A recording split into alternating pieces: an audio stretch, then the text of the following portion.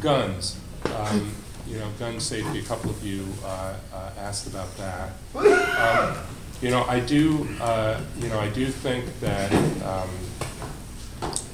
that certainly will be on the agenda this session, and I think that as I understand it, the focus is going to be picking up where the legislature left off last year, which is to really focus on the issue of background checks and to expand the people who are subject to background checks, and that would include then private sales, person-to-person sales, internet sales, those kinds of things. I think that that's where the real focus of this session is going to be. And I think you're going to see that taken up very early on in the session. So, yes. Okay. Well, I just said I was curious, did anybody watch Frontline on Guns Down besides me? I mean, powerful. That's enough to make you weep. Well, I'll tell you one thing. The NRA doesn't really care much about gun rights. The NRA just wants to line their own pockets. They're more concerned with doing backroom deals. As far as gun rights, you look at what happened in Washington there. NRA hardly had any presence up there at all. Meanwhile, you had Bloomberg and Gates and Hanauer all contributing millions to that thing. The NRA was nowhere to be seen. So this whole notion of the NRA being the representative for the average gun owner is completely false. The NRA has problems. They do not represent gun owners. They're the fearmongers. And with good reason sometimes. There's in Maryland, apparently, they have license plate scanners that the state police are using.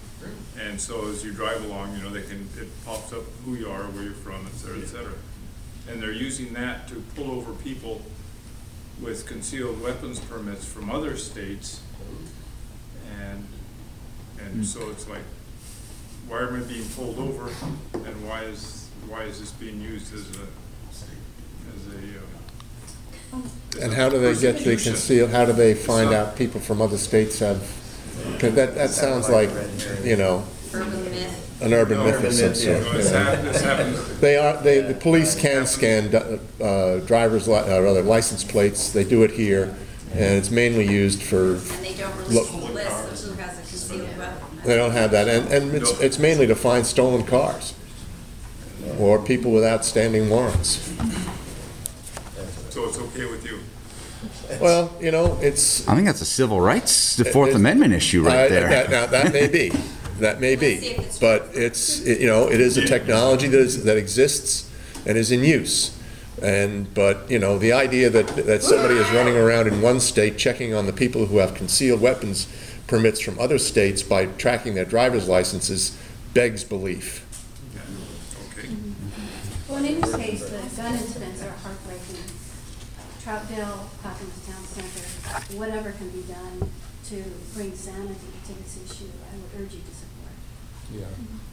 Yeah, I do think that there will also be. I know a lot of people are interested in making sure that there are limits on people who have domestic violence and or who've had restraining orders against them, that there are limitations on their ability to purchase. I'm not sure what this is going to look like exactly, but I know there's a really strong desire to deal with that. Do you know what if the legislature is considering anything about child access prevention? About what? Child access prevention. I don't know. I think that there may well be a bill out there to hold parents responsible if crimes are committed by children, and I don't know what the standard would be. They have to demonstrate that the gun was not secured. Whatever. It's a very tricky. The enforcement of that is tricky. But, you know, I think there will be talk about that. I'd like to address a few things. I'm pretty knowledgeable on the gun issues. And I feel you, you were talking about, you know, the Troutdale and the Clackamas incidents and whatnot, you know, I totally sympathize with you there, but like, background checks aren't going to solve that, because the people that did that stole their guns. They're not going to sit there and go, oh, well, before I steal this, I have to go do my background check. And then, second thing I wanted to mention, I already forgot what I was going to mention. Secondly, maybe the child access prevention there. A lot of people already have safes. They already lock their guns up. I'm not sure if making a law about that is going to do anything. Because essentially what that would do, take the Troutdale incident, for example, there. That would criminalize the parents who are already grieving over the loss of their son. They have all the media coverage. They already feel horrible about what happened. And now you want to make them criminals because because somebody else stole their gun? I mean, that doesn't really make much sense. It's their son, right? Yeah. The gun. Yeah. The gun case. I'm not sure exactly. Last I knew, the details were not revealed about how it was stored. Brother's gun case, I believe. Yeah, Constance, is it Constance? Oh, I'm sorry. Is there any effort to penalize those people who use a gun in a crime more severely in order to start preventing people from wanting to do a crime with a gun? So there has to be an example. There seems to be nobody talking about penalizing. In fact, they're talking about the exact opposite. Jennifer Williamson is actually talking about loosening up the Measure 11 restrictions. Well, yeah, I mean, I think that there are laws that, as I understand it, that penalize more severely if there's, the crime was committed with a gun. Armed robbery. Armed robbery is a higher, well, whether they're enforced or not, you know, that's another question. And should we be talking about that more? if there's evidence that people are not being, prosecuted at a higher level when they're using a gun, I mean, I think we should be talking about that. That's an example to discourage people from stealing guns Yeah. and using. So there's not one solution to this problem. There's, you know, I was going to use the term magic bullet. There's not, sorry. How does the mind work? Anyway, you know, there's not going to be one solution to this problem. And the solutions to this problem will not be entirely legislative, right?